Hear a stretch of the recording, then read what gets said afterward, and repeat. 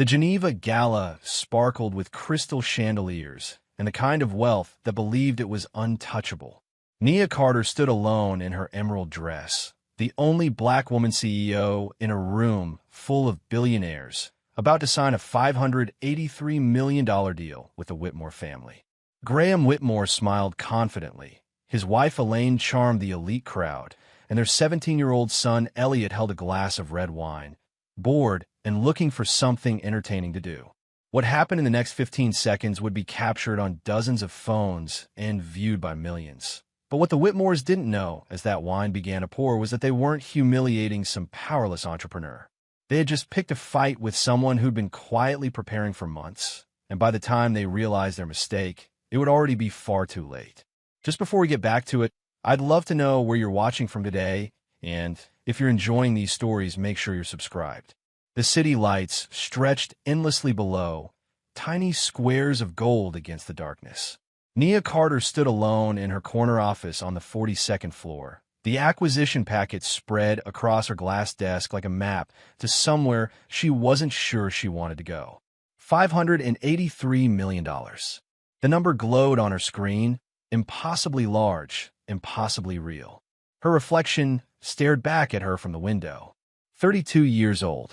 Black woman, self-made, the founder and CEO of Sentinel Infrastructure, a global cybersecurity and data infrastructure firm that had clawed its way from a basement operation to an industry essential. Her natural hair was pulled back tonight, her expression unreadable even to herself. This deal would change everything. The Whitmore Group wanted to acquire her proprietary platform, the one she'd built line by line, patent by patent, rejection by rejection. Behind her, the office door opened. Marcus Webb, her chief operating officer, walked in carrying 2 glasses and a bottle of champagne that probably cost more than her first office rent. "You're doing that thing again," Marcus said, setting the glasses down. "The thing where you review documents that 12 lawyers already approved." 13, Nia corrected, not looking away from the screen. "I hired another one last week." "Nia." Marcus poured the champagne anyway. "This is it. Global expansion, political connections, permanente sécurité. The Whitmore Group isn't just money. It's infrastructure across 6 continents, energy grids, defense logistics. You'll be untouchable. Nobody's untouchable." Nia finally turned from the window, accepting the glass but not drinking. That's what people forget. Marcus raised his glass anyway. To the deal of a lifetime. Nia touched her glass to his but set it down untasted. Her eyes drifted back to Section 14, subsection C, the Operational Authority Clause. She'd read it 6 times now, and each time, something felt slightly wrong. Like a door left open in a house you thought you'd locked. Her phone buzzed. A message from an unknown number, but she recognized the encryption signature. The invitation had arrived. The Whitmore family was hosting an elite international gala in Geneva where the symbolic signing would happen. Not in a conference room or a lawyer's office, but in front of investors, ministers, cameras, and the kind of people who measured their wealth and legacies rather than zeros. "They want to show," Nia said quietly. Marcus looked over her shoulder at the invitation. "They want to be seen doing business with you." "That's good, is it?" Nia's finger hovered over the accept button. Graham Whitmore could sign this deal in his sleep. Why does he need an audience? Marcus didn't have an answer for that. Nia's mind drifted backward, the way it always did when things felt too easy. 7 years ago, she'd sat in a boardroom with venture capitalists who'd listened to her pitch with expressions that ranged from polite to pitying. A woman in her 20s with an infrastructure concept and no connections. They dismissed her before she finished talking. 2 years after that, a major firm had copied her prototype, launched it as their own, and nearly buried her in legal fees she couldn't afford. She remembered the night she'd almost given up, almost sold everything to a competitor for pennies. Then the Providence financial data breach happened. 40 million records compromised. Every major firm failed to contain it. Nia's system stopped it in 16 hours. After that, her phone never stopped ringing. She'd learned something in those years. The people who smile while they're stealing from you never think you're watching. "Accept the invitation," Nia said finally. "But book me a separate hotel, not the one they suggest." Marcus frowned. Why? Because I want to choose my own exit. 3,000 miles away, Graham Whitmore stood in his own office, a corner suite in Manhattan that overlooked Central Park like a throne room. He was 58, silver-haired, with the kind of confidence that came from never being told no. His empire sprawled across industries, factories, shipping routes, energy grids, real estate developments, defense contracts. The Whitmore Group was a name that opened doors in Washington, London, Beijing. Victor Hale, his longtime legal strategist, sat across from him reviewing contracts. Victor was younger than Graham by a decade, but older in caution. He'd been with Whitmore for 15 years, long enough to know when his boss was overconfident. The Carter acquisition, Victor said without looking up. Her firm controls the digital infrastructure for half our news systems. If she wanted to, she could lock us out. Graham waved a hand dismissively. She won't. She needs us more than we need her. That's why she's selling. She hasn't signed yet. She will. Graham smiled. People like her always do. They build something impressive, then realize they can't protect it alone. We offer protection, expansion, legitimacy. Victor set the contract down. Graham, I've been reviewing her background. She's not typical. She didn't come from money or connections. Everything she has, she took. People like that don't give things away easily. Then it's good we're paying $583 million, isn't it? Graham stood, straightening his tie. Make sure everything's ready for Geneva. I want this signing perfect. Public. Symbolic. Victor hesitated. Why public? We could close this privately. Graham looked at him like he'd asked why the sky was blue.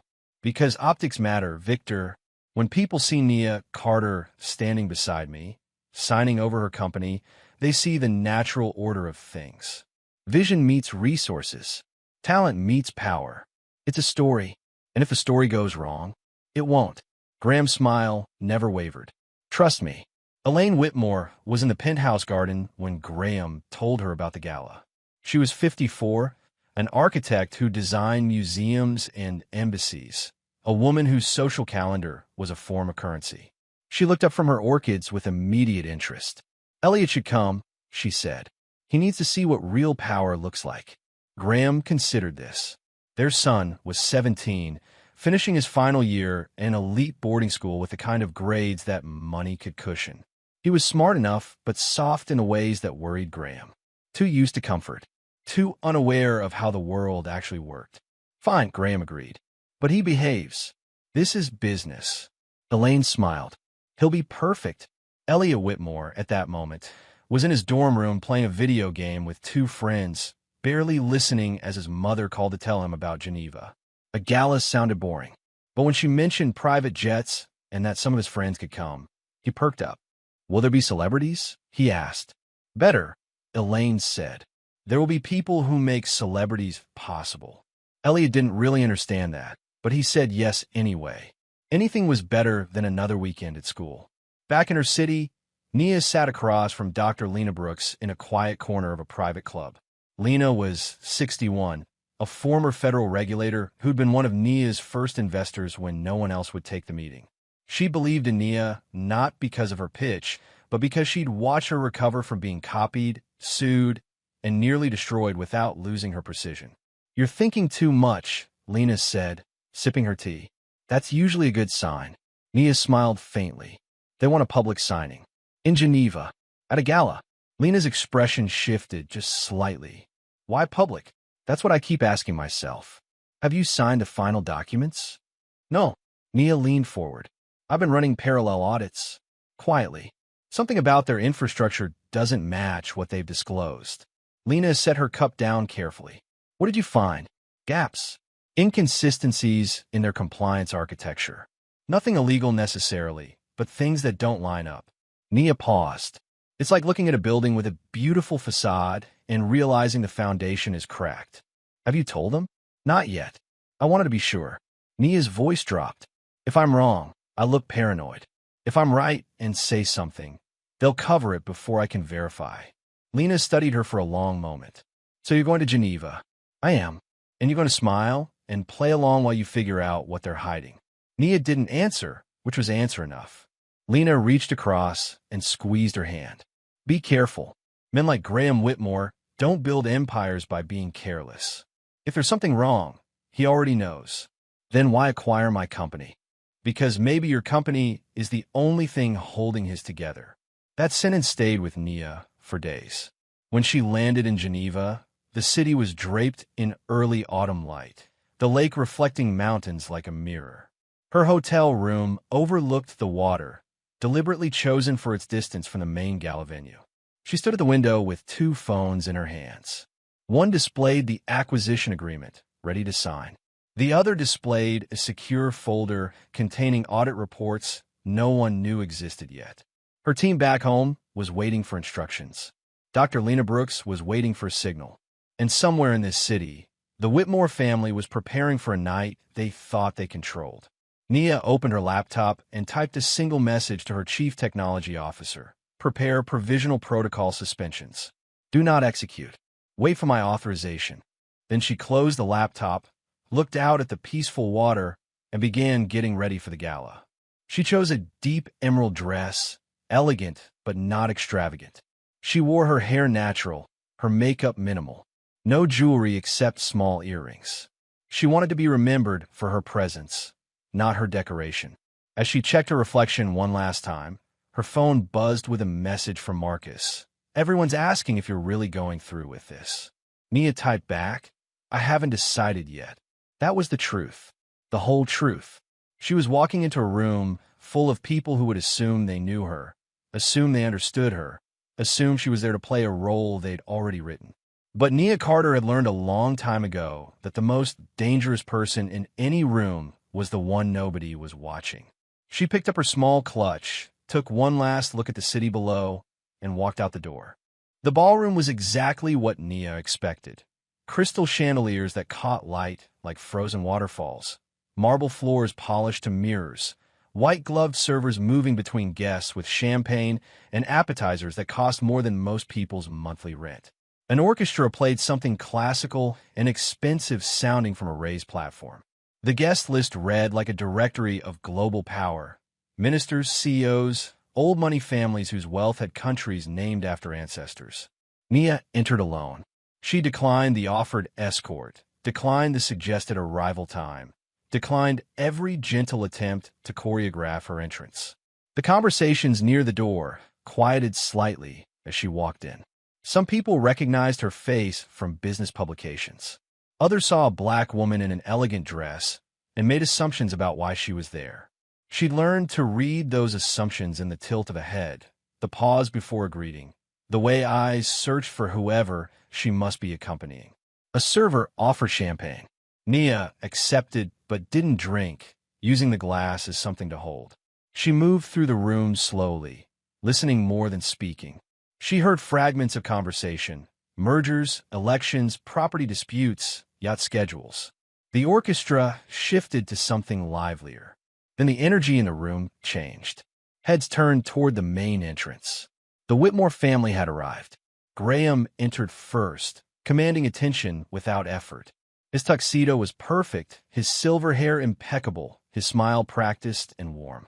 He moved through the crowd like a man greeting subjects, shaking hands, laughing at the right moments, creating small pockets of importance wherever he stopped. Elaine followed, just behind, wearing a white gown that probably cost more than a car. She was elegant in a way that came from a lifetime of being watched, her posture perfect, her smile strategic. She touched arms, kissed cheeks, said names like passwords that opened invisible doors.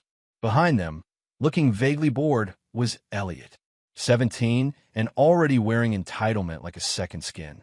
His tuxedo was slightly too fashionable, his hair deliberately messy in that expensive way.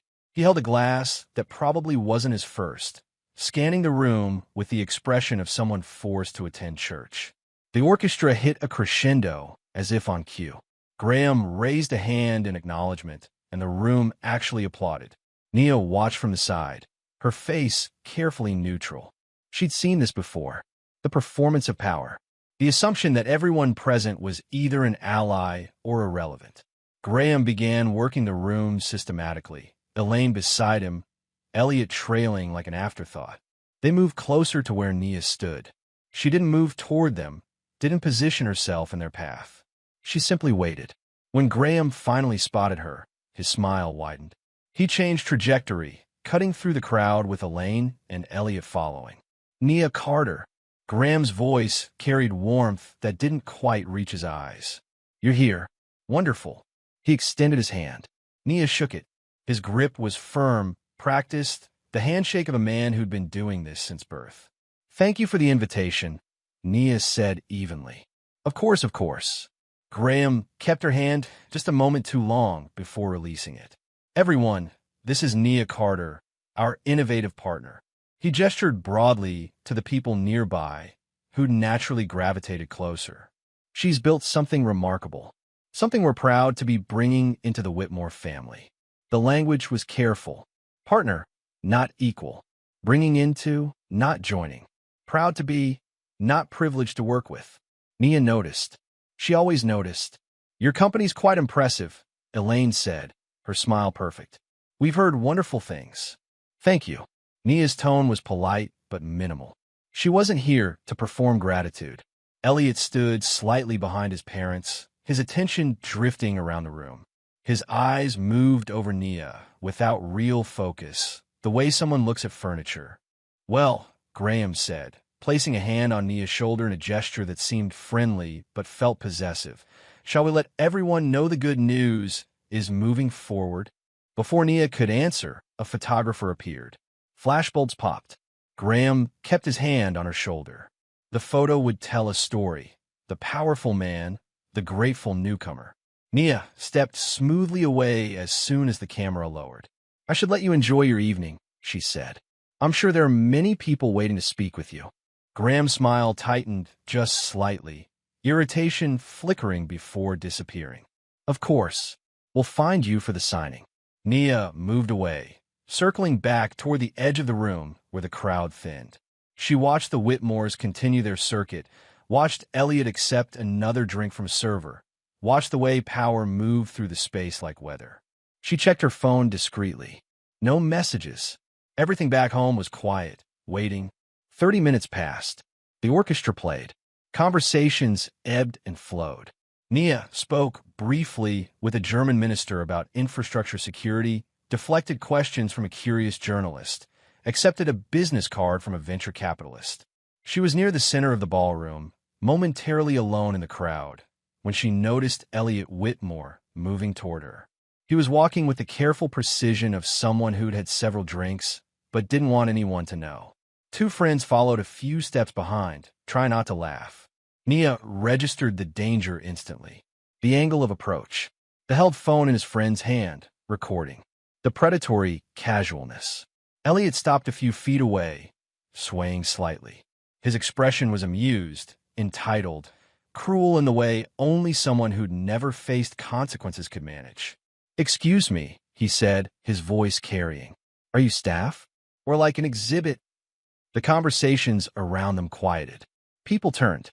Nia met his eyes, but didn't respond. She knew what was happening, knew the performance, knew the moment was already unfolding in a direction she couldn't stop. Elliot lifted his wine glass slowly, almost theatrically. Red wine, dark as blood. Let me help you, he said, and poured it over her head. Time split. The wine was cold and shocking, running down her hair, her face, her dress. Red liquid dripped onto the white marble floor. Camera phones rose like a flock of birds taking flight. Flashbulbs popped. Someone gasped. The orchestra faltered, one section continuing while others stopped, creating a discordant moment that matched the chaos. Nia stood absolutely still. Wine ran down her neck, soaked in her dress, pooled in her shoes. She didn't flinch, didn't shout, didn't move. The room held its breath. From across the ballroom, Elaine Whitmore laughed. The sound carried clearly in the sudden quiet. Graham stood beside her, his expression somewhere between shock and amusement. He shook his head, like Elliot had told an inappropriate joke. Kids, someone said nearby, trying to break the tension. Another voice. Guess the deal just got sweeter. Nervous laughter rippled through the crowd. Elliot stood there, empty glass in his hand, waiting for applause or approval or something. His friend are definitely recording now. Nia slowly raised one hand and took a white cloth napkin from a nearby table.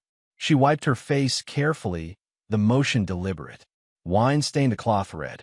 She folded it once, then looked directly at Elliot. She didn't speak, didn't threaten, didn't show anger. She just looked at him, then at his parents. Her expression was unreadable. The silence stretched too long. Someone coughed. Security guards shifted near the walls, waiting for Graham's signal, for someone to tell them what to do. The signal never came. Finally, a gala coordinator rushed forward, her face pale. "Ms. Carter, please let me. There's a room where you can." "Thank you," Nia said quietly. Her voice was steady, calm, almost gentle. She turned and walked toward the exit the coordinator indicated. Every eye in the room followed her. Wine dripped from her hair, leaving a trail of red dots across the marble. Behind her, Graham Whitmore cleared his throat. "Well," he said loudly, forcing joviality, "young people, right? Wine, big night, everyone's excited." He laughed. Others joined uncertainly. "No harm done. These things happen." Elaine moved beside him, already smoothing things over with nearby guests. "We'll replace the dress, of course. Send it to the best cleaner in Geneva." As if money could clean this away. Elliot stood there, still holding the empty glass, looking around for validation. Some people avoided his eyes. Others smiled uncomfortably. The orchestra started playing again, louder this time, trying to drown the moment in music. Conversations resumed slowly, carefully, everyone pretending things were normal, while cameras uploaded footage that would circle the globe before morning. And in a quiet room down a marble hallway, Nia Carter stood in front of a mirror, looking at herself. Wine-soaked, humiliated in front of the world's elite. Her phone was already buzzing with messages. Marcus, Dr. Lena Brooks, her legal team, news alerts. She ignored them all and pulled out a different phone. She made 3 calls, each brief, each to a number saved under only initials. Then she washed her hands slowly, carefully, watching pink water swirl down the drain. Her reflection looked back at her. Not broken, not defeated, calculating. Someone knocked softly. "Ms. Carter, we have a fresh gown for you. Courtesy of the hosts." "Thank you," Nia said. "I'll be out in a moment." She dried her hands and opened the door. A staff member stood with a garment bag. Inside was a new dress, black this time, elegant and expensive. Nia changed quickly, professionally. The wine-stained emerald dress went into a bag that someone would dispose of, probably grateful to erase the evidence. But Nia had learned something important years ago. Evidence doesn't disappear just because you can't see it anymore. She checked her reflection one last time. The new dress fit perfectly. Her hair was mostly dry. She looked composed, professional, completely in control. She walked back into the ballroom. The crowd parted slightly. Conversations paused. Everyone watched to see what she would do. Graham Whitmore was at the signing table now, surrounded by lawyers and executives. He looked up as she approached, his expression carefully apologetic. "Nia," he said warmly, as if they were old friends. "I'm so sorry about that. Elliot will apologize personally tomorrow. Teenage boys, you know how they are." "Of course," Nia said smoothly. She took her seat at the table. Everyone relaxed slightly. She was playing along, taking the high road, being professional. Graham smiled wider. "Excellent. Well, shall we proceed? I believe we have quite an audience waiting." Nia looked at the documents spread before her.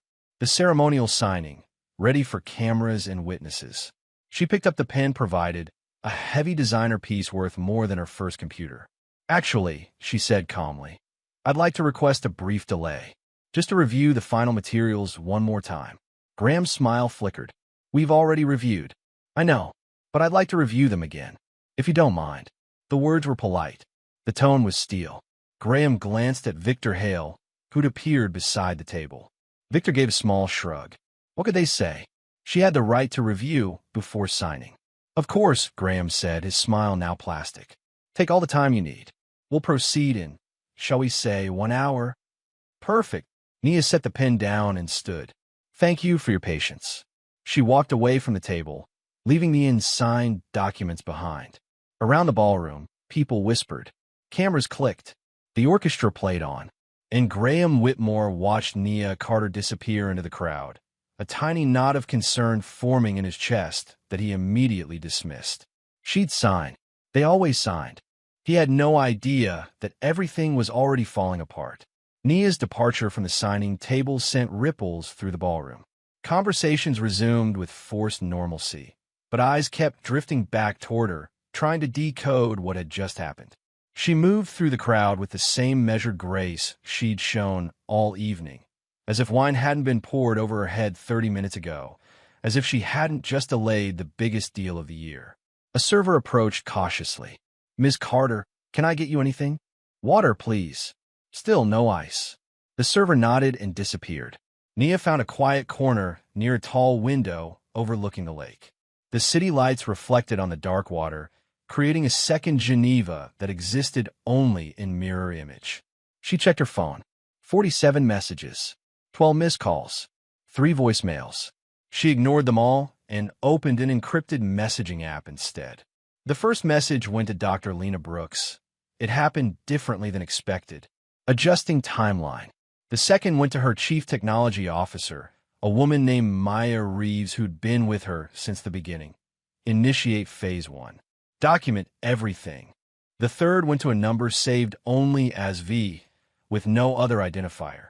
They show me who they are. Proceeding. She sent all 3 messages, then deleted the app and reinstalled it from a secure backup. The messages would be unrecoverable within minutes, existing only on the recipient's devices until they too deleted them. The server returned with her water.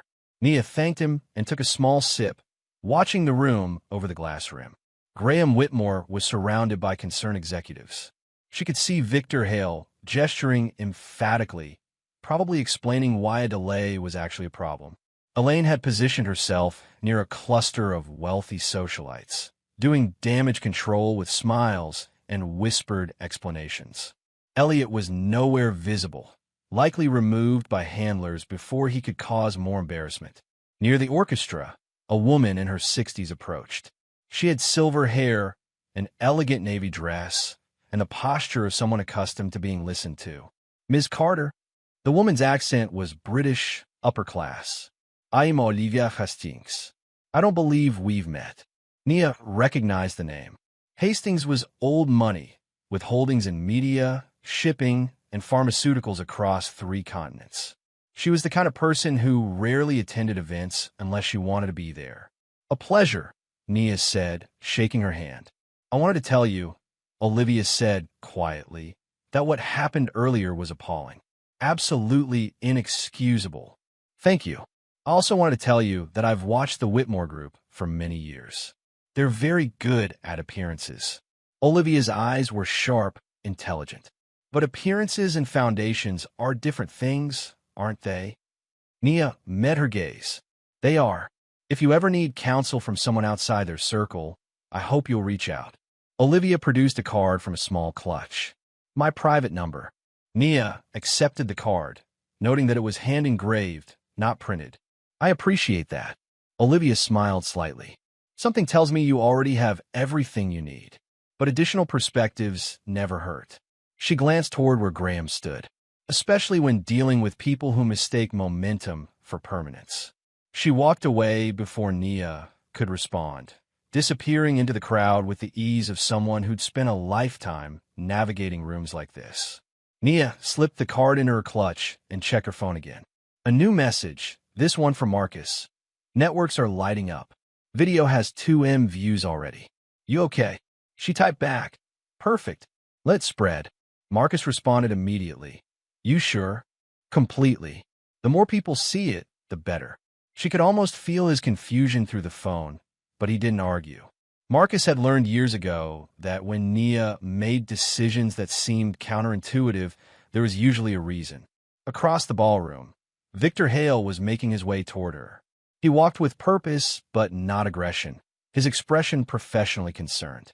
Nia watched him approach, already knowing what he would say. "Ms. Carter." Victor extended his hand. She shook it. "Victor Hale, Senior Counsel for the Whitmore Group."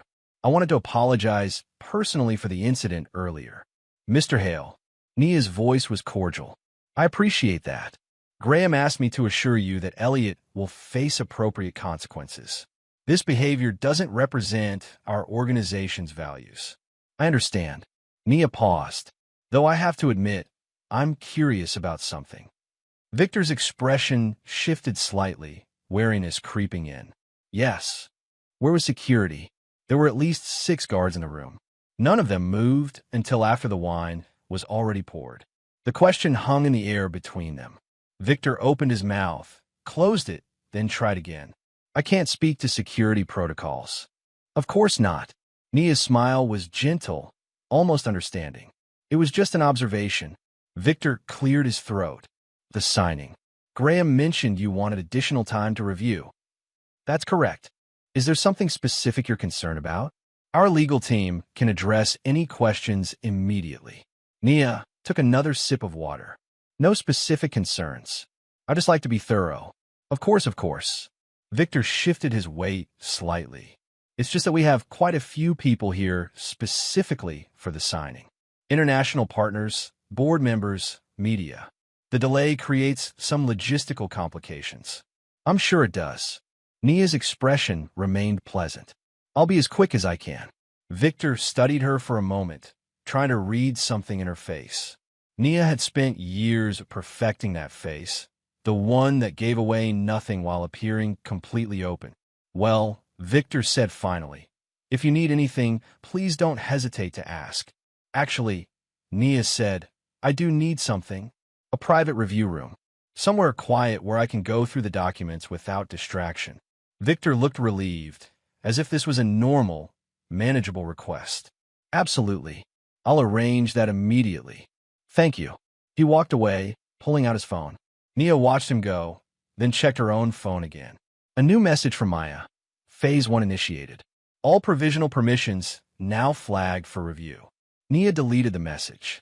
5 minutes later, a young woman in hotel staff uniform approached. Ms. Carter, we have a private room prepared for you. If you'll follow me. Nia followed her through a side door, down a marble corridor, and into a small conference room. It was elegant but understated, with a long table, leather chairs, and windows overlooking the lake. The documents were already laid out, along with a laptop, a legal pad, and several pens. Can I get you anything else? The staff member asked. No, thank you. This is perfect. The woman left, closing the door softly behind her.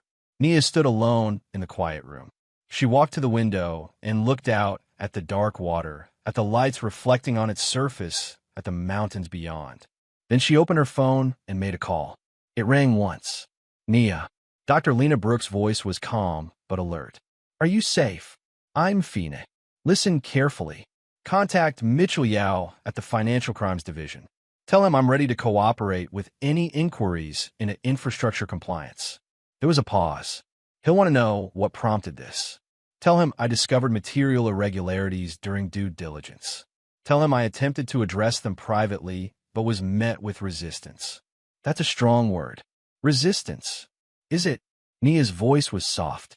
A teenager poured wine over me in front of 300 people. Lena. His parents laughed. Security didn't move. That's not accident. That's message. Lena was quiet for a moment. You think they were trying to intimidate you? I think they were showing me my place. Nia turned from the window. They just didn't realize I was already standing somewhere else. I'll make the call. What about the deal? Let them wait. Nia ended the call and dialed another number. This one rang 4 times before a man answered. Owen Price. Mr. Price, this is Nia Carter. There was a sharp intake of breath. Ms. Carter, I've been trying to reach you for comments about. I know. I saw your messages. I'm not calling to give you a comment. I'm calling to give you something better. Owen's voice sharpened with interest. I'm listening. Check your encrypted email in approximately 3 minutes. You'll find documents related to the Whitmore Group's infrastructure compliance. I've highlighted the sections that don't match their public disclosures. Ms. Carter, are you sure you want to? I'm completely sure. One condition, you don't publish until I give you clearance. Could be hours, could be days. But when I say go, you go immediately. And why would I agree to that? Because if you publish too early, they'll bury it. If you publish when I tell you, it'll land in the middle of something they can't contain. Nia paused. Also because I'm about to send you the story of a lifetime, and you're smart enough to know it. Owen was silent for a long moment. I need to verify everything independently. I'd expect nothing less. The sources are all cited. Everything is documented. Verify whatever you want. Okay, I'm in. Good. Watch your email. Nia ended the call and opened her laptop. She prepared the document weeks ago when her audits first revealed the problems. Every citation was accurate. Every source was verifiable. Every claim was bulletproof. She learned the hard way that if you're going to challenge powerful people, you better be completely right. She sent the email, then deleted the sent message and cleared her cache. Her phone buzzed. A message from Victor Hale. Just checking in. Do you need more time? Nia typed back. Almost done. 20 minutes. She wasn't almost done. She hadn't even looked at the signing documents. But she needed them to think she was going through the motions. She sat at the table and opened the acquisition agreement. It was a thick document, professionally prepared, probably reviewed by a dozen lawyers. She paged through it slowly, her eyes catching on familiar clauses. Section 14, subsection C. Operational Authority Protocols. She flagged this weeks ago. The language gave Whitmore group control over her infrastructure platform, but also gave her company provisional authority over their systems during the integration period. It was supposed to be temporary, a bridge clause, but Nia had never agreed to make it temporary. Her lawyers had negotiated permanent conditional oversight. The Whitmore legal team had either missed it or thought it didn't matter. After all, why would a small company want ongoing authority over conglomerate systems? Unless that small company knew the conglomerate systems were compromised. Nia smiled to herself just slightly. Her phone buzzed again. This time it was a message from Maya. You need to see this. International partners are freezing transactions. For separate entities, just requested compliance verification. Nia's smile widened. Phase 1 was working faster than expected. She stood and walked back to the window. Down below, the lake was perfectly still, reflecting everything above it with absolute clarity. She thought about her first office, a basement room she'd rented for $300 a month. She thought about the venture capitalists who dismissed her, the firm that had copied her work, the night she'd almost given up. She thought about walking into this ballroom tonight, about the way people had looked at her, about Elliot's cruel smile as he'd raised that wine glass. And she thought about what was going to happen next. There was a knock at the door. Ms. Carter? Mr. Whitmore is asking if you're ready. Nia checked her reflection in the window. Composed, professional, completely calm. Almost, she called back. 5 more minutes. She returned to the table and made one more call. This time to Victor Hale's private number, the one she shouldn't have had, but did because she'd done her research months ago. He answered on the first ring. This is Victor. Mr. Hale, it's Nia Carter. I wanted to speak with you privately before we proceed. Of course. Is everything all right? That depends on your definition. Nia kept her voice conversational. I've been reviewing the integration protocols. I noticed something interesting. She could hear Victor's breathing change slightly. What's that? My company's conditional oversight authority. It's not as temporary as Graham might think. Long pause. I'm not sure I follow. I think you do. You're thorough, Mr. Hale. You've read every word of this contract. You know exactly what that clause means. Another pause. Ms. Carter, if you have concerns about specific language. I don't have concerns.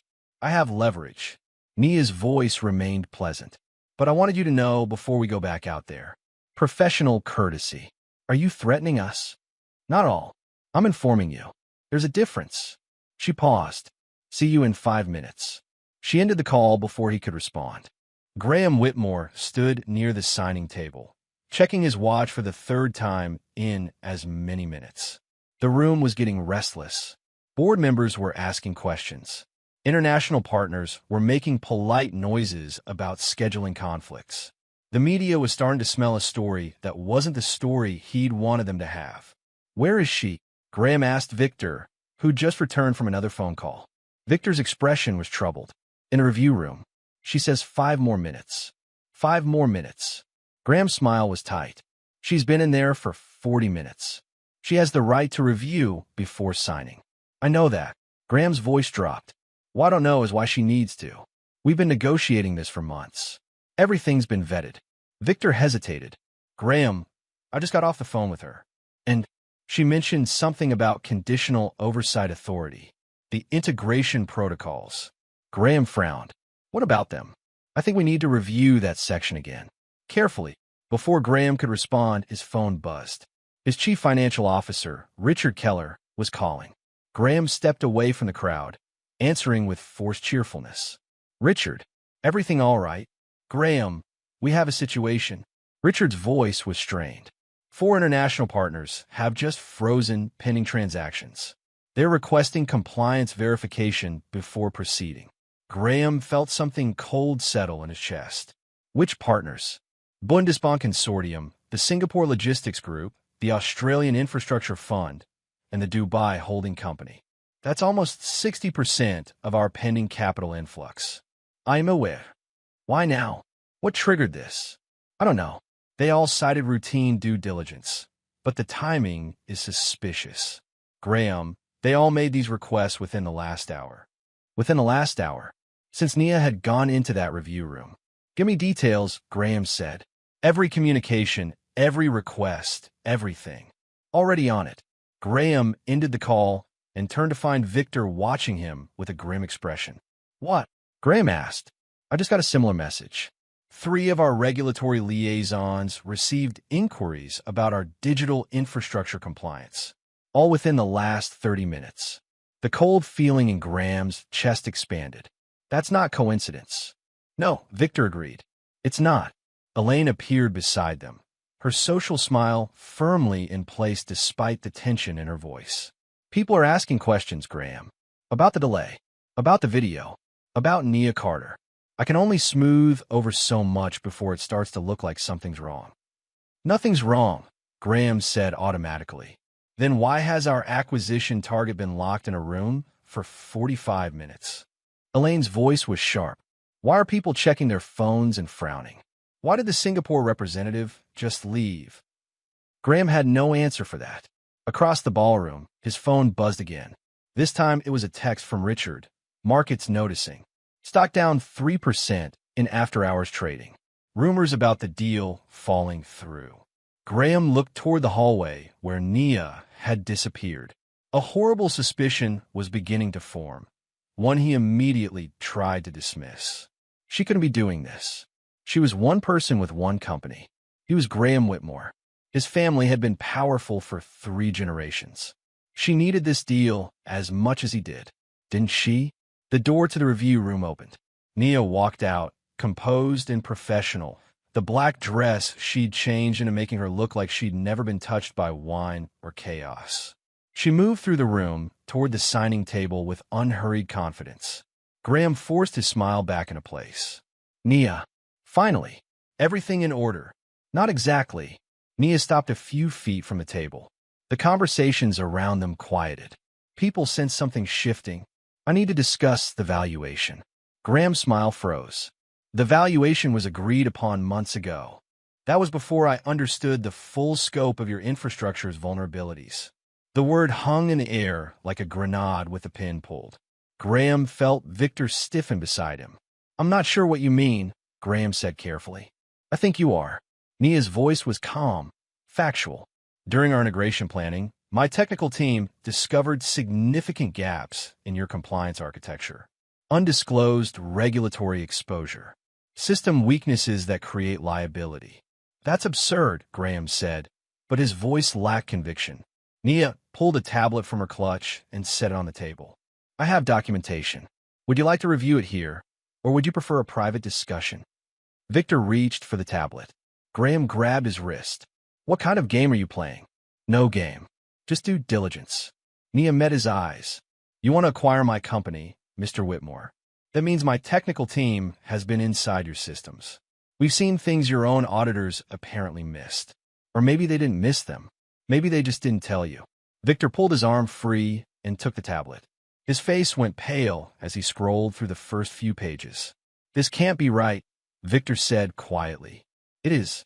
Nia's voice held no satisfaction, no triumph. Just certainty. Every citation is verifiable. Every claim is documented. Graham snatched the tablet and stared at the screen. Technical language, audit reports, system vulnerability assessments. He didn't understand half of it, but he understood enough. The words compliance failure and regulatory exposure appeared repeatedly. Where did you get this? Graham demanded. From your systems. During the integration assessment, you authorized. Nia tilted her head slightly. Did you think I was just checking compatibility? Around them, phones were buzzing. News traveled fast in rooms like this. Graham could see people glancing at their devices, frowning, whispering. He looked toward the media section and saw reporters leaning together, one showing something on her phone to others. We need to discuss this privately, Victor said urgently. No, Nia's voice was firm. We need to discuss this now. Because the original valuation of $583 million was based on clean infrastructure. What you actually have is infrastructure with significant compliance debt and regulatory exposure. You're trying to renegotiate, Graham said, anger seeping into his voice. In the middle of a gala, in front of everyone.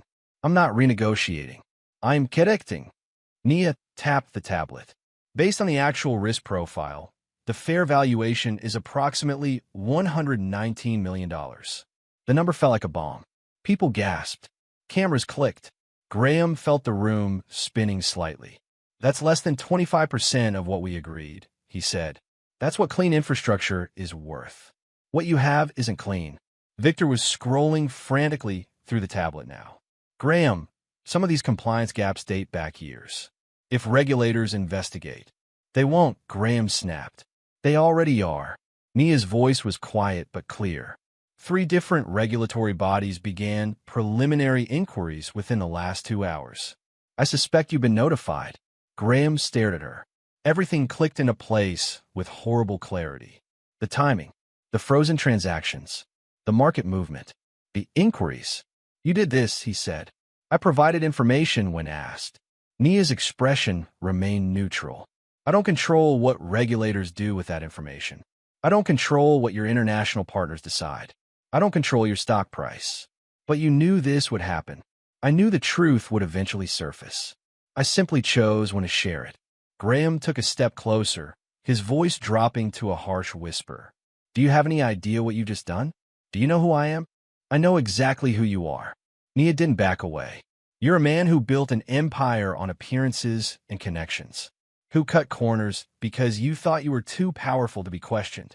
Who brought your teenage son to humiliate someone in public because you thought there would be no consequences. That's not. Your wife laughed, Mr. Whitmore. You smirked. Your security didn't move. That wasn't accident. That was culture. Nia's voice remained even, but something hard glinted in her eyes. You show me who you are. I'm simply responding to the information provided. Elaine pushed through the crowd. Graham, we need to leave. Now, before this gets worse. It's already worse, Victor muttered, still scrolling through the tablet. Graham looked around the ballroom. Conversations had stopped. Everyone was watching. Cameras were recording. His empire's dirty laundry was being aired in front of the world's elite. I won't sign at this valuation, he said finally. I know. Nia picked up her clutch. Actually, I'm no longer comfortable proceeding at all. Tonight. The words hit like a second explosion. Victor's head snapped up. What? I said I'm not signing. The deal is postponed indefinitely. You can't do that, Graham said. I can. And I am. Nia looked at him calmly. You wanted a public signing, Mr. Whitmore. You wanted everyone to see me standing beside you. You wanted the story. She gestured around the room. You got it. Just not the one you expected. She turned and walked away from the table. The crowd parted. Security guards looked at Graham, waiting for orders. He gave none. What could he do? Force her to sign? Arrest her for declining a business deal? Nia reached the ballroom exit and paused. She looked back one more time, her gaze sweeping across the Whitmore family, the stunned executives, the recording cameras. Then she walked out. The ballroom erupted. Reporters surged toward Graham. Board members began making urgent phone calls.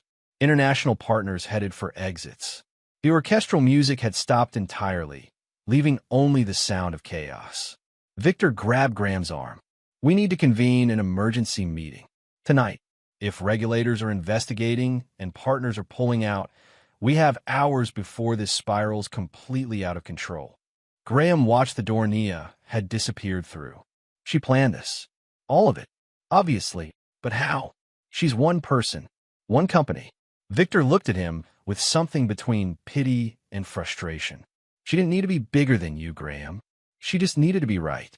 Across the ballroom, Elaine was attempting damage control, but people were avoiding her now. The social capital she'd spent decades building was evaporating in real time. Graham's phone buzzed continuously. Messages from board members, investors, lawyers, crisis management teams. He ignored them all and dialed Richard Keller. "Tell me something good," Graham said. "I can't." Richard's voice was grim. "The Singapore group just formally withdrew. The Dubai holding company is requesting a full independent audit before proceeding. The German consortium is in emergency meetings. Graham, we're looking at a liquidity crisis if this continues. How long do we have? Days. Maybe a week if we're lucky." Graham ended the call. He looked at Victor. "Get everyone together. Every executive, every board member, every lawyer. Conference room, 1 hour. What are you going to tell them? That we underestimated Nia Carter." Graham's voice was hollow. "And that we need to figure out how to survive the mistake." Miles away, in her hotel room overlooking the lake, Nia stood at the window, still wearing the black dress. Her phone showed dozens of messages, but she read only a few. From Maya. Phase 1 complete. All provisional access protocols now in review status. They can't make any major system changes without our reauthorization. For Dr. Lena Brooks. Mitchell Yao is very interested. Formal inquiry opening Monday morning. From Owen Price. Holy hell. I'm watching the fallout in real time. When do I publish? Nia typed back to Owen. Not yet. Let them panic first. Let them make mistakes. She set her phone down and caught her reflection in the window. The same face that had stared back at her hours ago when wine had dripped from her hair. But everything else had changed. They thought they could humiliate her, buy her, control her. They thought power was about money and connections and the ability to make others small. They were wrong. Power was about knowing exactly where the foundations were weakest, about preparing long before anyone knew a war was coming, about turning their own systems against them with nothing but patience and precision. Nia changed out of the dress and into comfortable clothes. She made tea and sat at the small desk. Her laptop showed market data, news feeds, social media reactions. The wine video had 15 million views now. The story was spreading exactly as she'd known it would. But that wasn't the real story. The real story was happening in conference rooms and regulatory offices, in frozen transactions and compliance reviews, in the slow realization of exactly how vulnerable the Whitmore empire actually was. And Nia Carter had all night to watch it unfold. She opened her laptop and began drafting the next phase. There was still so much work to do. The emergency meeting began at 2 in the morning in a private conference room 3 blocks from the gala venue.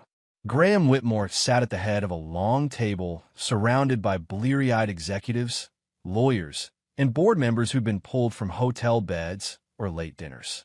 The room smelled of coffee and desperation. Victor Hale stood at a whiteboard, marker in hand, looking like he'd aged 5 years in 5 hours. "Let me make sure everyone understands the situation. For major international partners have frozen transactions pending compliance verification. 3 regulatory bodies have opened preliminary inquiries. Our stock is down 8% in pre-market trading. And the woman who was supposed to sign a $583 million acquisition deal tonight walked out and took her infrastructure platform with her." "How bad is the compliance situation?" asked Margaret Shun, the board's senior director and a woman who'd survived 3 decades of corporate warfare. "Really? No es bien." Victor looked at Graham, who nodded grimly. "Bad. Nia Carter's audit revealed gaps in our digital infrastructure compliance that date back 3 years. System vulnerabilities we didn't know existed. Regulatory requirements we thought we'd met, but actually hadn't. If investigators dig deep, they'll find problems in our logistics routing, our data handling, our energy grid integrations. How do we miss this? Margaret demanded. We didn't miss it, said Richard Keller, the CFO. We deprioritized it. Digital compliance wasn't sexy. It didn't impact quarterly earnings. We assumed our legacy reputation would insulate us from scrutiny. Well, it didn't, Margaret said coldly. She turned to Graham. Did you know about any of this before tonight? Graham met her eyes. I knew we'd fast-tracked some digital integrations. I didn't know they created liability. That's not an answer. That's the only answer I have. Margaret sat back, her expression unreadable. Around the table, other board members exchanged glances.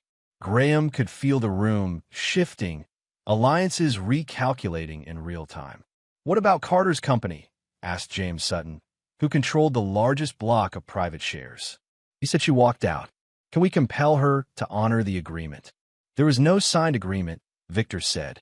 She never put pen to paper. Legally, she owes us nothing. But we spent months negotiating. Doesn't matter. No signature, no deal. James leaned forward. Then we sue her for breach of good faith. Tortious interference. Whatever sticks. Victor shook his head. We can't. She documented everything. Every compliance gap, every system vulnerability, every regulatory risk. If we sue her, all of that becomes public record during discovery.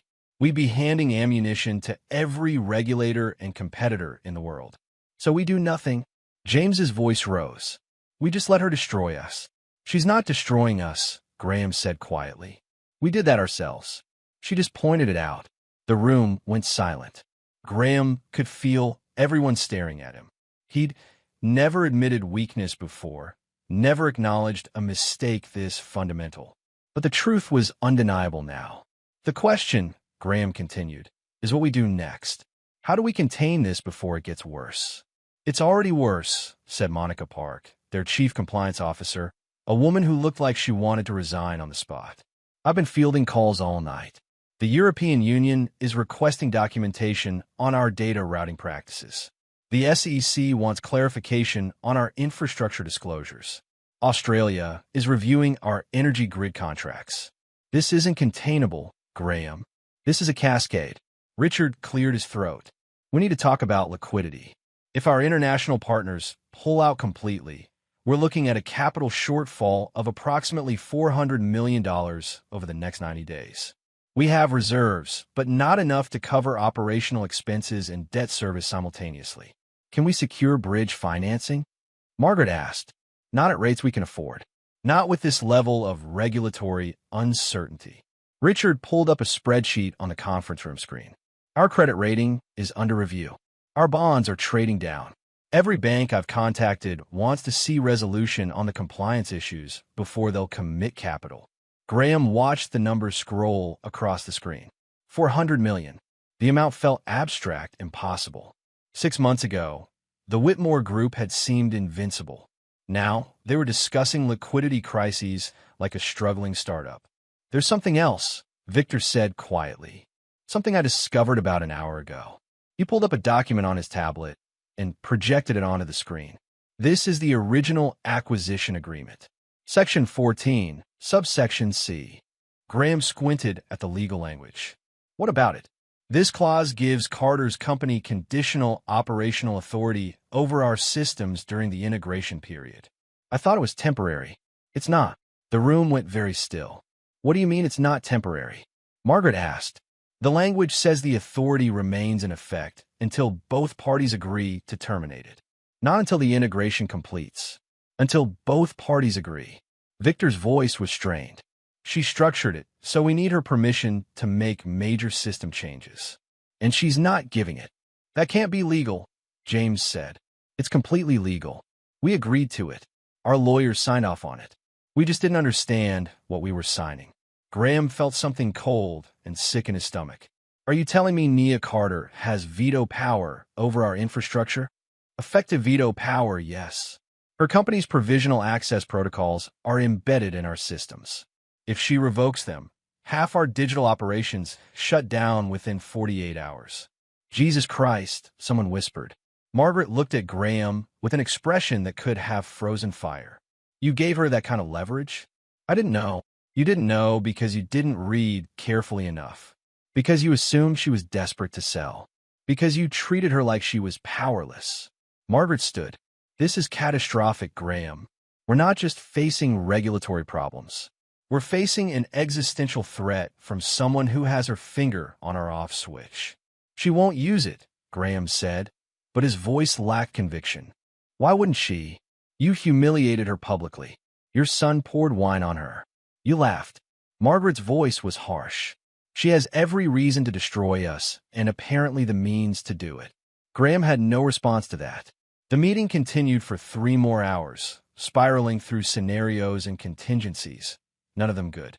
By the time dawn broke over Geneva, the Whitmore Group's leadership looked like survivors of a shipwreck, clinging to debris and hoping for rescue.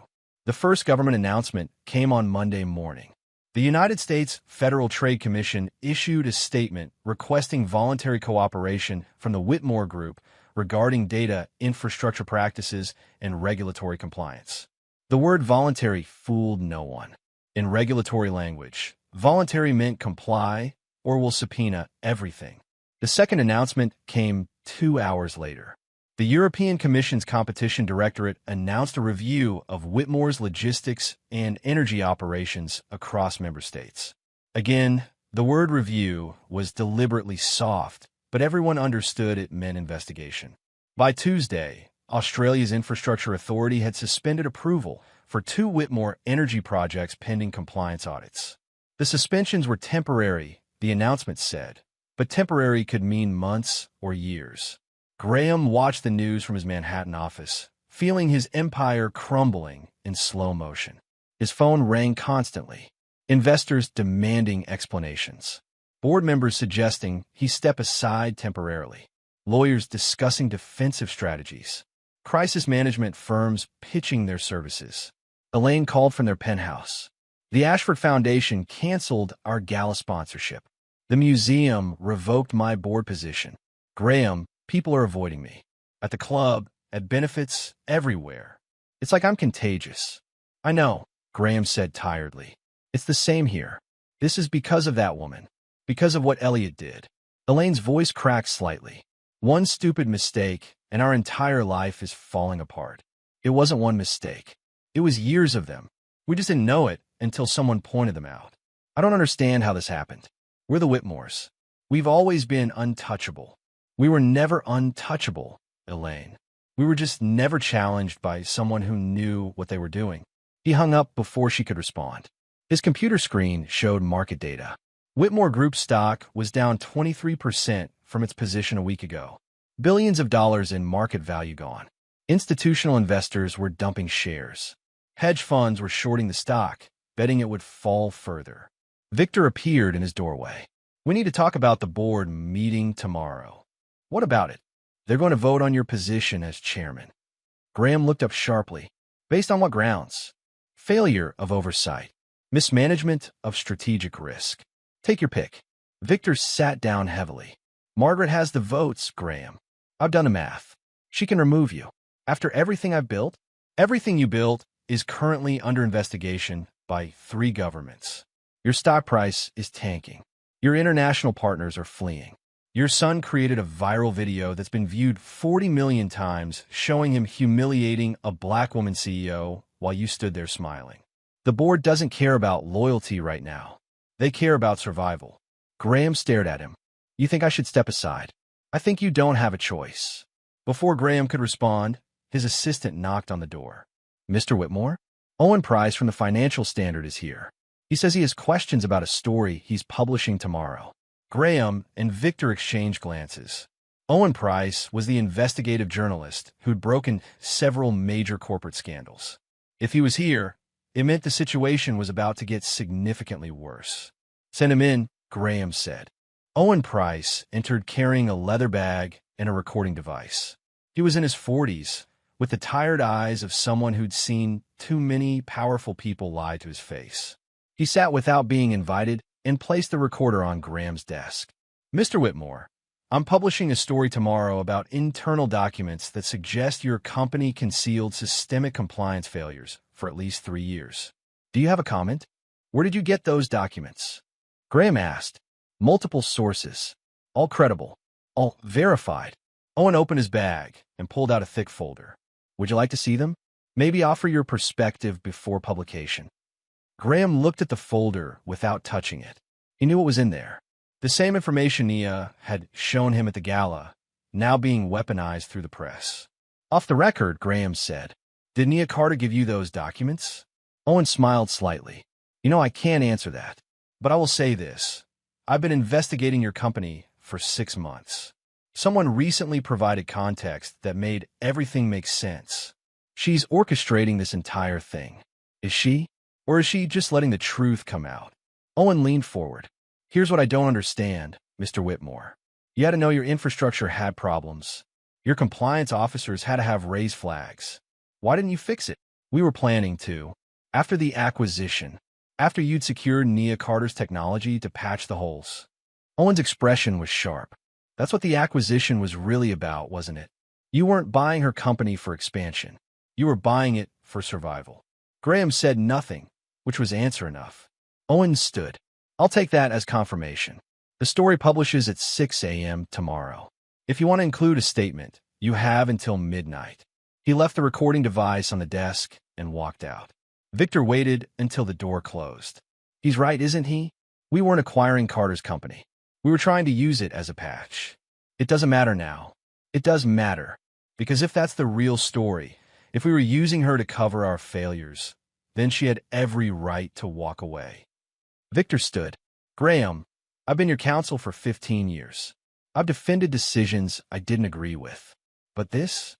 We brought this on ourselves. Are you quitting? No, but I'm cooperating with a regulatory investigation. I have to protect myself. Protect yourself? Graham's voice rose. I made you, Victor. Everything you have came from this company, and everything I'll lose if I go down with it. Victor moved toward the door. I am sorry, Graham. But I have a family, a career after this. You taught me to look out for my own interests. I'm just following your example. He left, closing the door quietly behind him. Graham sat alone in his office as afternoon faded to evening. His phone showed message after message, but he didn't read them. He pulled up news sites instead, watching the story spread in real time. Financial Standard. Whitmore Group faces multiple regulatory probes amid compliance scandal. Wall Street Journal. Inside the collapse of a $583 million deal that exposed corporate vulnerabilities. Reuters. International partners distance themselves from Whitmore Group.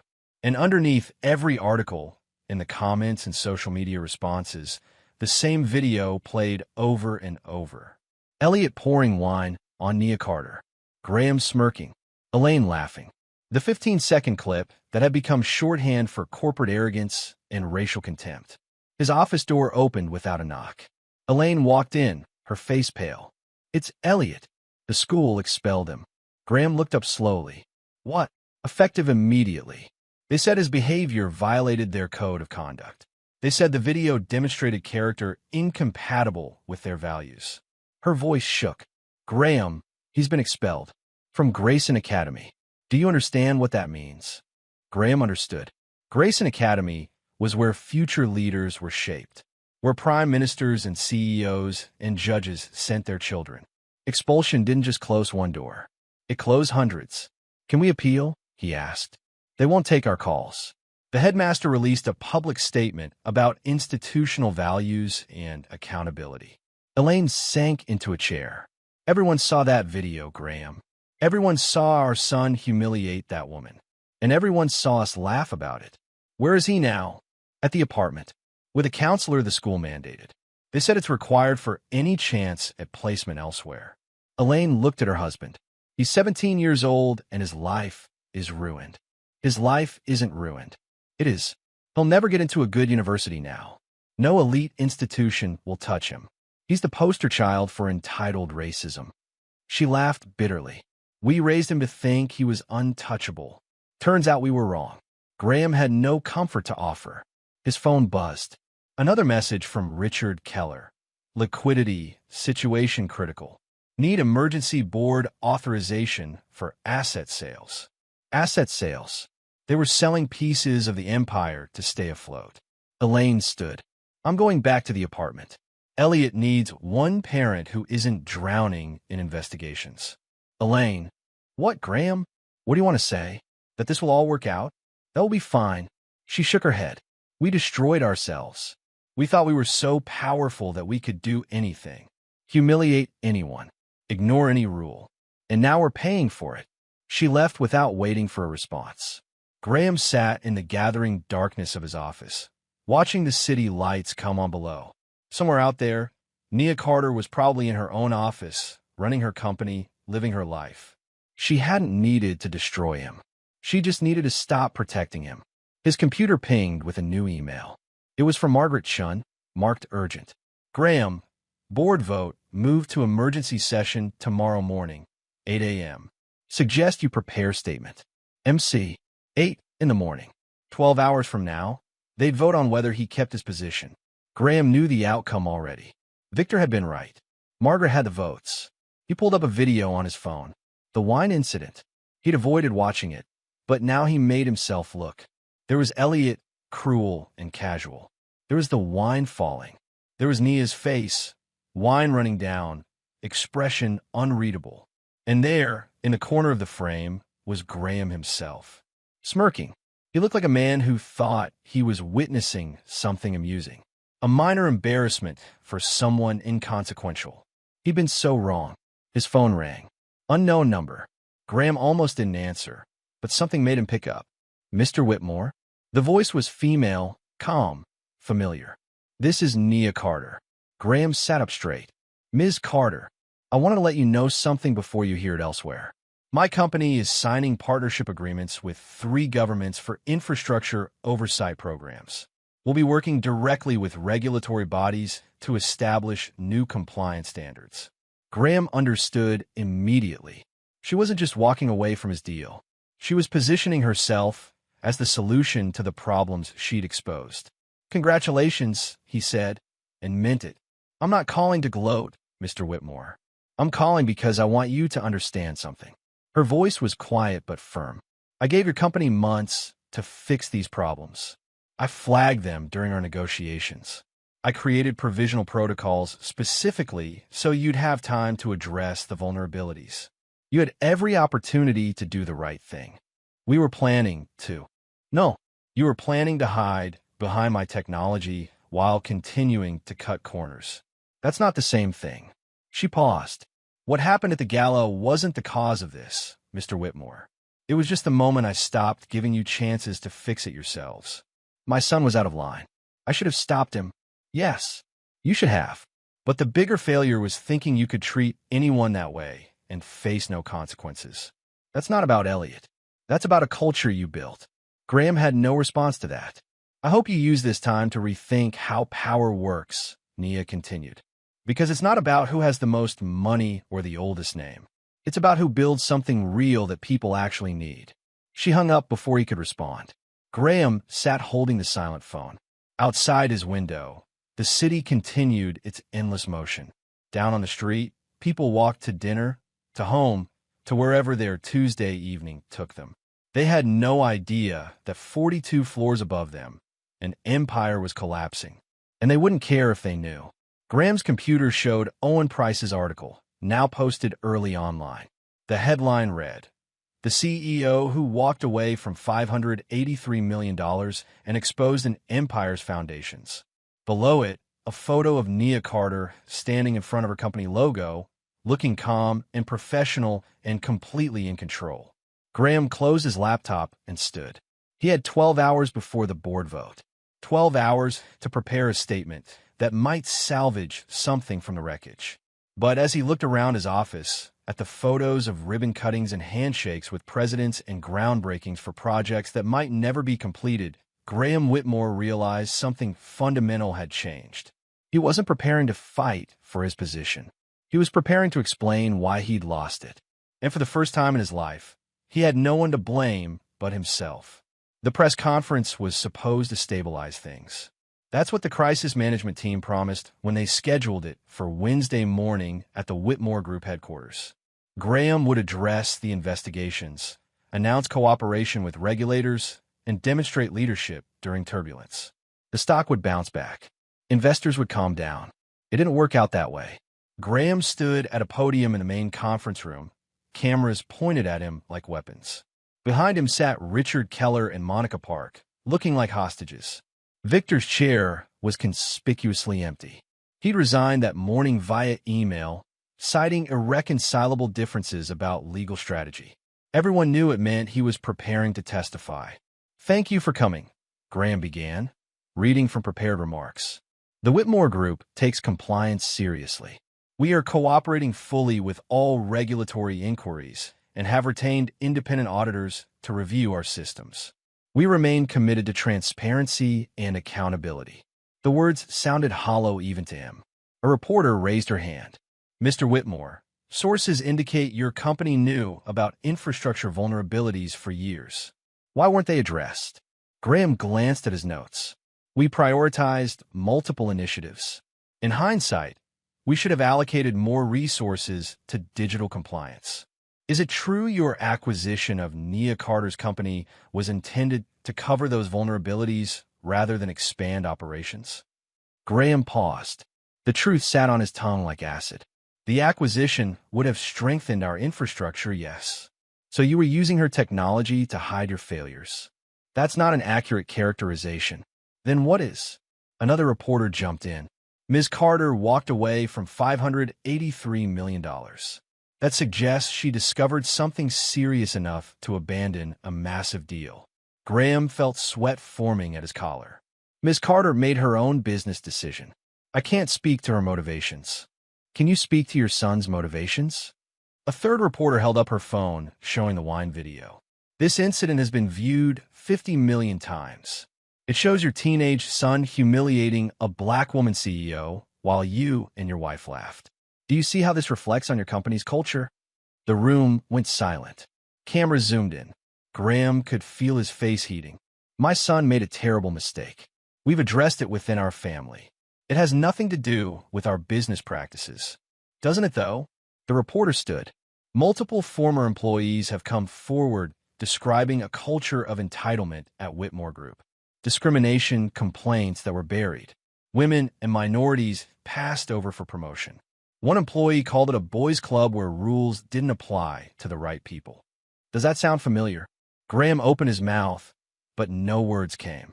Monica Park leaned toward her microphone. "We have strict anti-discrimination policies that apparently aren't enforced," the reporter shot back. "I have documentation of 6 formal complaints over 3 years that resulted in 0 disciplinary action." Richard tried to intervene.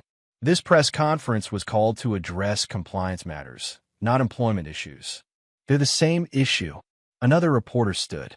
"You built a company where powerful people thought they were above accountability. That's why compliance failed. That's why your son thought he could pour wine on someone without consequences. That's why you're in this situation." The questions came faster then, overlapping and aggressive. Graham tried to maintain composure, but could feel control slipping away. His prepared remarks were useless. Every answer created new problems. After 20 minutes that felt like hours, his assistant ended the conference. Graham walked out through a back door, avoiding cameras, feeling like he'd been physically beaten. In his office, he found Margaret Chin waiting. She didn't sit. "That was a disaster," she said flatly. "I did what the crisis team suggested." "The crisis team doesn't understand that you're not facing a PR problem, Graham. You're facing a reckoning." Margaret crossed her arms. "The board voted this morning. Unanimously." Graham felt his stomach drop. "Unanimously? You're being removed as chairman effective immediately. James Sutton will serve as interim while we search for permanent leadership. After everything I built, everything you built is burning down. The board's responsibility is to the company, not to you." Margaret's voice wasn't cruel, just factual. "You'll retain your shares, but no operational authority. Security will escort you out within the hour." "You can't." "I can. The board can. And we did." Margaret moved toward the door. "For what it's worth, Graham, I think you believed you were doing the right thing. You just forgot that good intentions don't excuse bad behavior. Eventually, someone notices. You just happened to notice when someone had the power to do something about it. She left without saying goodbye. Graham stood alone in his office for the last time.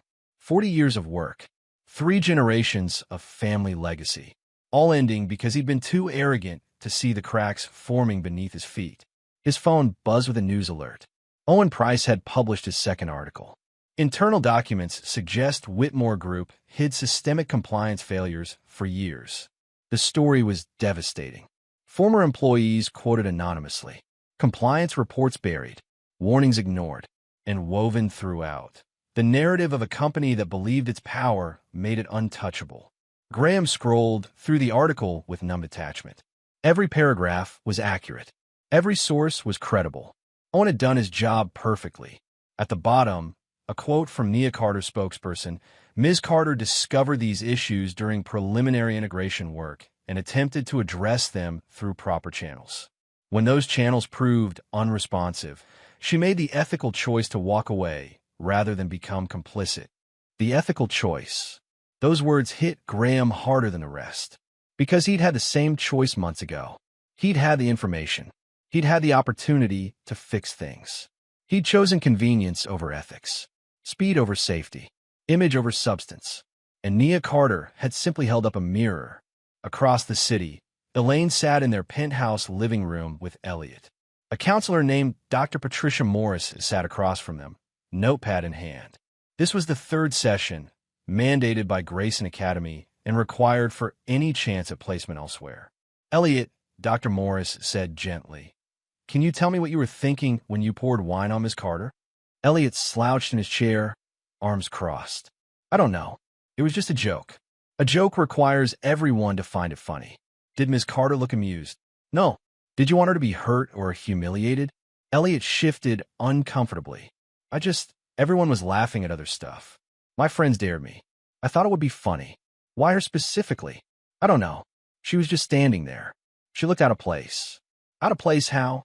Elliot hesitated. Elaine watched her son struggle with words he'd never had to articulate before.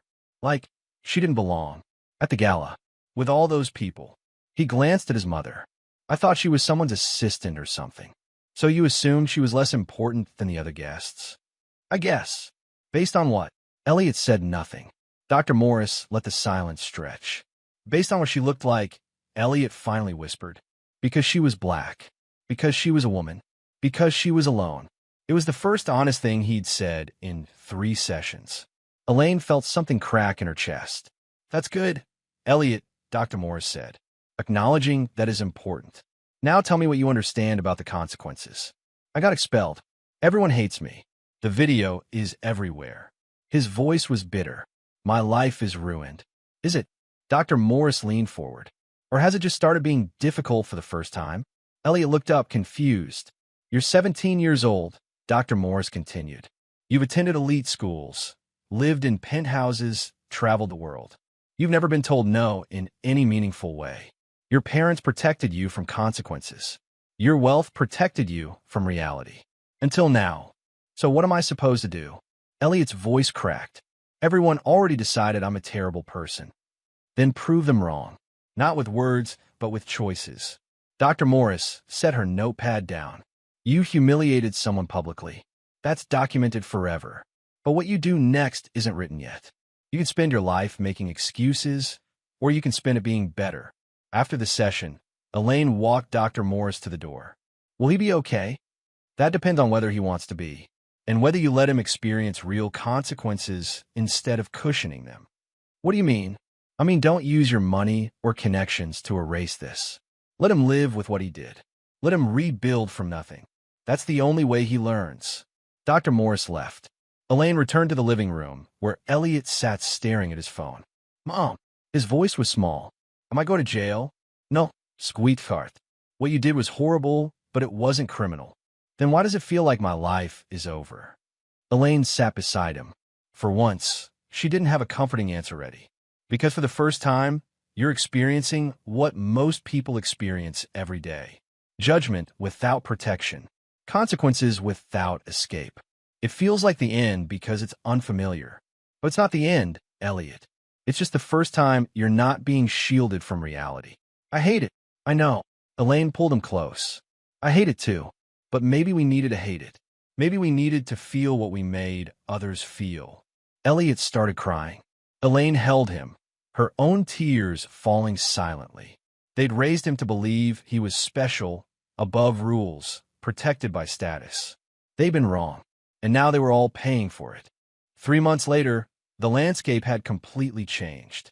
The Whitmore Group survived, but barely.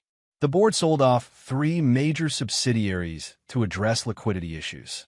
Graham's replacement, a woman named Catherine Valdez, brought in from outside, implemented sweeping compliance reforms. The company was smaller, scrutinized, humbled. Still operational, but no longer dominant.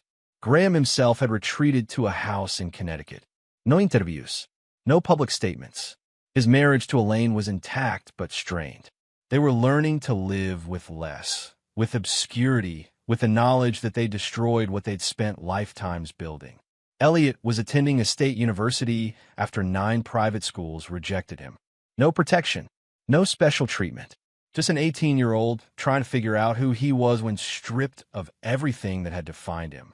Regulators had issued fines totaling $800 million across multiple jurisdictions.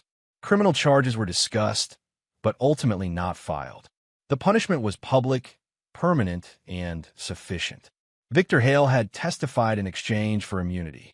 He now worked for a small firm in Seattle, far from power, earning redemption one honest case at a time.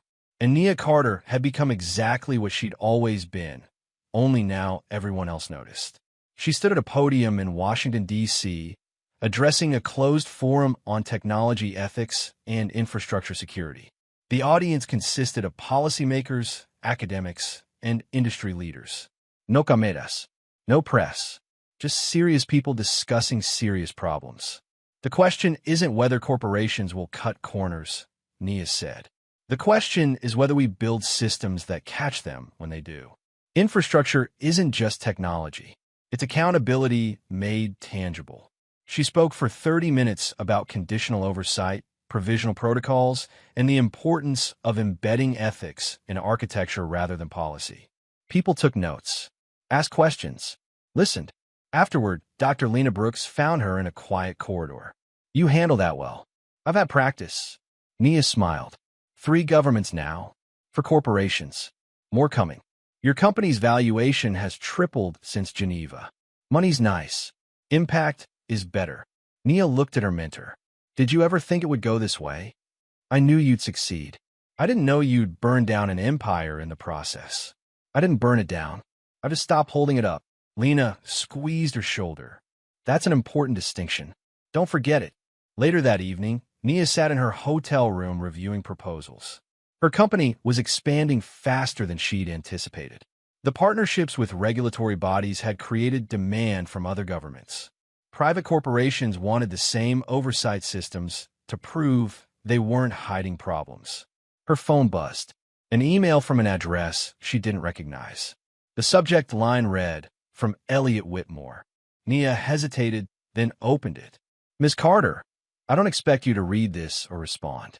I just needed to write it. I'm sorry for what I did. Not because I got in trouble, but because I hurt you. I humiliated you in front of everyone. I did it because I thought I could. Because I'd never been stopped before. Because I was raised to think people like you didn't matter as much as people like me. I was wrong. My therapist says sorry isn't enough, but it's all I have right now. I'm trying to be better. I'm probably failing, but I'm trying. I don't ask for forgiveness. I just wanted you to know that what you did changed me. Maybe that doesn't matter to you. Maybe it shouldn't. But it's true. Elliot." The email was clumsy, honest, and clearly written without editing. Nia read it twice, then closed her laptop. She wouldn't respond. Some things didn't need responses. But she saved the email in a folder labeled Growth. 6 months after Geneva, Nia stood in her new office. The space was larger, brighter, with windows overlooking the harbor. Her team had grown from 40 to 200. They just signed contracts with the European Union and 3 additional countries. Marcus Webb knocked on her open door. "You have a visitor." Didn't have an appointment, but says it's important. Who? Graham Whitmore. Nia went very still. Then she nodded. Send him in. Graham looked older, thinner. His expensive suit didn't fit quite right anymore, like he'd lost weight and hadn't bothered getting it tailored. He walked into her office with none of his previous confidence. Ms. Carter, thank you for seeing me. Mr. Whitmore. Nia gestured to a chair. What can I do for you? Graham sat carefully. I came to apologize. Properly, not through lawyers or statements. Person to person. All right. What my family did to you was inexcusable. What I built was rotten at the foundation, and I refused to see it. You tried to show me, and I dismissed you. Then my son humiliated you, and I laughed because I thought you were powerless. He looked at his hands. I was wrong about everything. Nia said nothing, waiting. I don't expect forgiveness, Graham continued. I don't deserve it. I just wanted you to know that I understand now. What you did wasn't revenge. It was exposure. You held up a mirror, and I had to look at what I'd become. Why tell me this? Because you're the only person who might understand what I'm trying to say. Everyone else either hates me or pities me. You just saw me clearly. Graham met her eyes. You won, Miss Carter. Completely.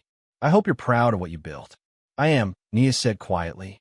But not because I beat you. Because I built something real that helps people. Your collapse was just a side effect of that reality. Graham nodded slowly. That somehow makes it worse. If you destroyed me out of revenge, I could blame you. But you didn't. You just refused to prop me up. That's on me. Yes, Nia agreed. It is. Graham stood. I won't take any more of your time. I just needed to say it. Face to face. Human to human. Mr. Whitmore? Nia stopped him at the door. What are you doing now? Teaching. Business ethics at a community college. Part-time. He smiled without humor. Apparently, I have relevant experience in what not to do. That's good. Learning from mistakes is valuable. For whatever it's worth, Ms. Carter, I'm glad you walked away that night. I'm glad you exposed what we were. The world needed to see it. I needed to see it. He left quietly. Nia stood at her window watching the harbor, thinking about power and accountability and the strange paths people take toward understanding. A year after Geneva, Nia signed a document that mattered more than any acquisition. It was a grant program funding minority-owned infrastructure startups. $20 million annually. Mentorship, resources, the kind of support she needed a decade ago and never received. She signed her name with the same pen she'd almost used at the gala, the one worth more than her first computer. She kept it as a reminder. Dr. Lena Brooks stood beside her. Your parents would be proud. They'd probably tell me to be careful, not to trust the success too much. Smart parents. Careful parents. Nia set the pen down. They taught me that power isn't about having it. It's about knowing when to use it and when to build something better instead. Is that what you did? Built something better? Nia looked at the document. $20 million. 40 startups funded in the first year. Hundreds of jobs created. Infrastructure improved in communities that had been ignored. I'm trying, she said. That evening, Nia returned to her office alone. The building was quiet. She stood at the window looking out at the city lights, thinking about a night in Geneva when wine had run down her face and everyone had assumed she was powerless. She thought about the choice she'd made in that moment, not to rage or cry or demand immediate justice, but to wait, to let them show themselves completely, to build something they couldn't tear down. Her phone showed news alerts. The Whitmore Group's latest quarterly report showed modest recovery. Still smaller, still scrutinized, but surviving. Graham teaching ethics. Elliot in community college, volunteering at a nonprofit. Elaine working as an architect again, designing affordable housing. They were rebuilding from ashes. It would take years, maybe decades. Maybe they'd never fully recover what they'd lost. But they were trying, and that mattered. Nia picked up the expensive pen one last time. She turned it in her fingers, feeling its weight. Then she placed it in a drawer and closed it. She didn't need reminders anymore. She knew who she was, what she'd built, what she represented. Not revenge, not anger, just a woman who'd refused to be small when someone tried to make her that way. A woman who'd walked away from $583 million because she'd rather build something true than profit from something broken. A woman who'd shown the world that power wasn't about money or status or the ability to hurt others without consequence. Power was knowing your worth, building real value, and refusing to compromise either one for anyone's comfort. Nia turned off the lights and walked out of her office. Behind her, the city continued its endless motion. Millions of people working, dreaming, building their own versions of success. And somewhere in that vast landscape, a young black girl was learning to code, or pitching her first startup, or refusing to accept someone's low estimation of her potential. That girl would face obstacles, discrimination, doubt, people who would try to make her small. But maybe she'd hear the story of Nia Carter. Maybe she'd learn that you don't have to be loud to be powerful.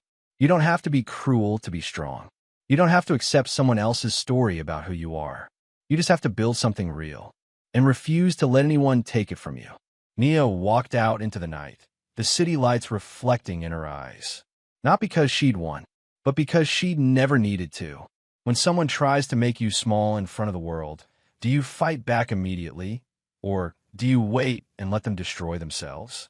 If you enjoyed this story of precision over revenge, hit that like button and subscribe for more stories where the underestimated rise and the powerful learn what accountability really means.